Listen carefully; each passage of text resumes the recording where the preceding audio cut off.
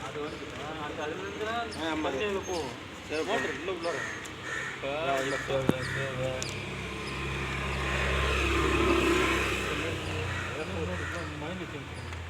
கிணறு மாதிரி தண்ணி மழை போச்சுல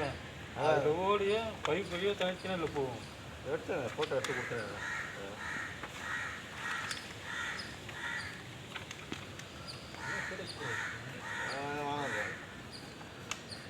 வீட்டில்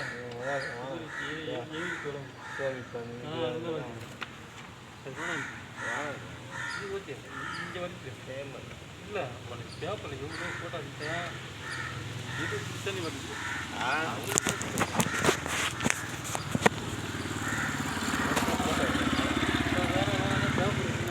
அதான் எம்மா எடுத்து வச்சுக்கிறேன்